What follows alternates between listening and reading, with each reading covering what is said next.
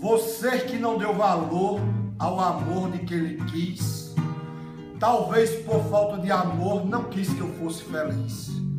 Por mais que tente ser forte, na hora da dor da morte, há de meu nome lembrar e ouvir quando for morrendo a voz do amor dizendo: quem dever tem que pagar.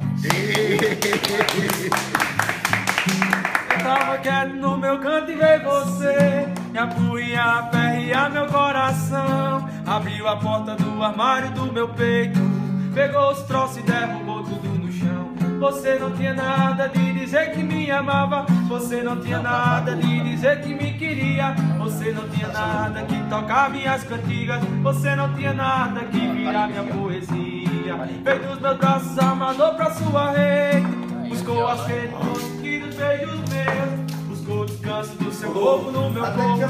Depois saiu batendo a porta e disse adeus.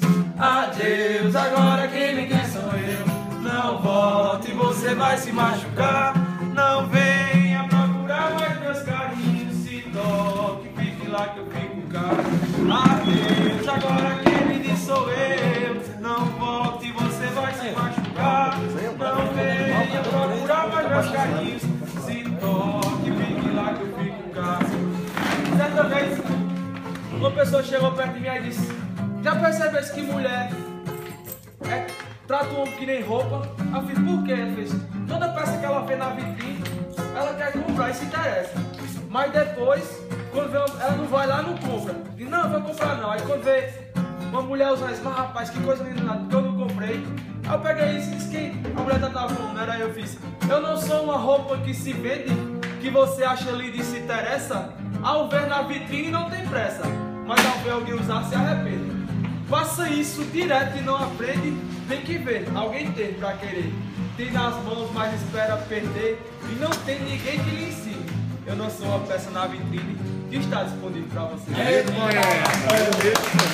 tava quieto no meu canto e veio você me apunhar, aperrear meu coração. Abriu a porta do armário do meu peito, pegou os troços e derrubou tudo no chão. Você não tinha nada de dizer que me amava, você não tinha nada de dizer que me queria, você não tinha nada que tocar minhas cantigas, você não tinha nada que virar minha poesia.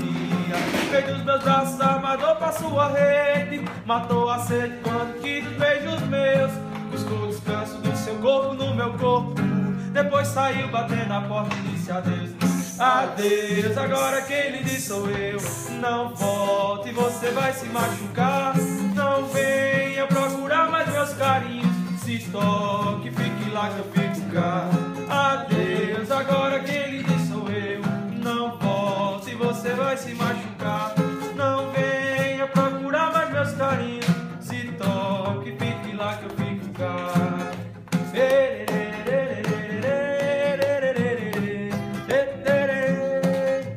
Marinho.